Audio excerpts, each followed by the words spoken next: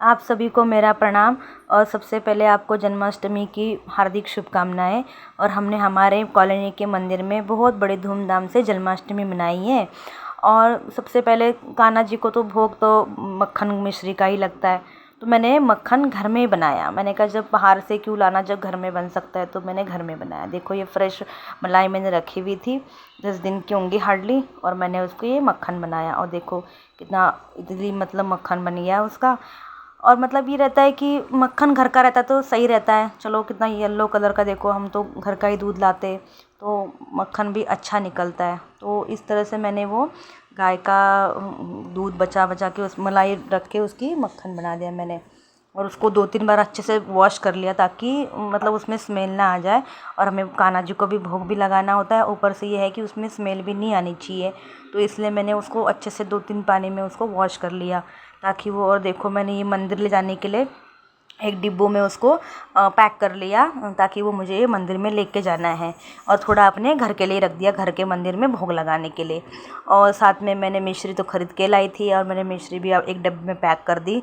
मक्खन मिश्री हो गई। और मैंने कुछ टॉफ़ियाँ भी मंगवाई थी ताकि मैं मंदिर में जाऊंगी तो बांटने के लिए प्रसाद में, क्योंकि कान्हा जी का बर्थडे भाई, तो टॉफ़ी तो बनती ही है, तो इसलिए मैंने वो भी मंगवाई। तो चलो भाई ये मैंने साइड में रख दी, ये तीनों चीज़ों को मैंने साइड में रख दी। और थोड़ा मैंने मक्खन मिश्री अपने घर के भगवान जी को भोग लगा दिया। और देखो मैंने अपने घर के भगवान जी को भोग लगा दिया। बड़ा अच्छा फ़ील होता है, मतलब ऐसे पूजा वगैरह करने में ये सब, तो बहुत अच्छा सा फ़ील हो रहा था। फिर हमने वो करके भोग वगैरह लगा के फिर मैं अपने तैयार हो गए हम सब मंदिर में जाने के लिए। मंदिर में लोग पहुंच गया मंदिर में, और मंदिर में पहुंच गए तो वहाँ ऑलरेडी सब नाच गाना वगैरह सब चल रहा था। बड़ा मज़ा आ रहा था, बड़ा अच्छा लग रहा था। और बस हमने जो प्रसाद वसाद लेके गए थे हमने चढ़ा दिया मंदिर में, सब कुछ हो गया। और फिर खूब एंजॉय कर रहे थे सब लोग। देखो सब लोग yellow yellow sari, yellow suit ऐसे पहन के आ रखे, बड़ा अच्छा लग रहा था। बच्चे भी खूब मज़े कर रहे थे, बच्चे भी देर तक एग्ज़िट टाइम यहाँ पे 11 बज गए होंगे। और बस हम अभी 11 से 12 से 1 बजे तक हम यहीं रहेंगे। और खूब कीर्तन वीर्तन हो रहा है, खूब धमाल मस्ती हो रही है। और अभी इंतज़ार हो रहा है कि 12 बजेंगे। देखो बच्चे, देखो छोटे छोटे बच्चे भी देखो 11 बजे तक ऐसे जागरण करके कीर्तन कर रहे हैं। तो सबको इंतज़ार है, 12 बजने का इंतज़ार है कि 12 बजेंगे और हम वो करेंगे, कीर्तन करेंगे। देखो मतलब कान्हा जी का जन्म भी हो गया, अब आरती भी स्टार्ट हो गई। हमने आरती भी स्टार्ट कर दी, कान्हा जी को झुला झुलाया, कान्हा जी की आरती करी।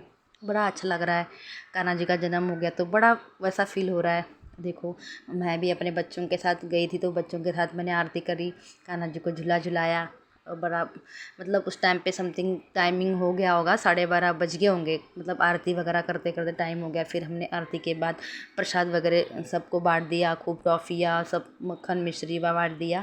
फिर ऐसे में फिर उसके बाद फिर हमने नाच गाना करा, फिर खूब मस्ती धमाल करी। फिर उसके बाद ऐसे करते करते 1 बज गया। फिर उसके बाद हम घर पे आ गए। हमारे यहाँ घर पे आते थे हमें 1 बज गया था। और बस घर पे आने के बाद फिर हमने अपना अपना वो सब कुछ वो कर दिया। और घर पे आने के बाद हमने कान्हा जी को याद करा। फिर हमने घर पे आके खाना खा लिया, और खाना खाने के बाद हमने हमारा व्रत जो था वो खोल लिया। जो हमने खाने में बनाया था वो भगवान को हमने पहले ही चढ़ा रखा था। और फिर बस भगवान जी को चढ़ाने के बाद हमने भी खा लिया।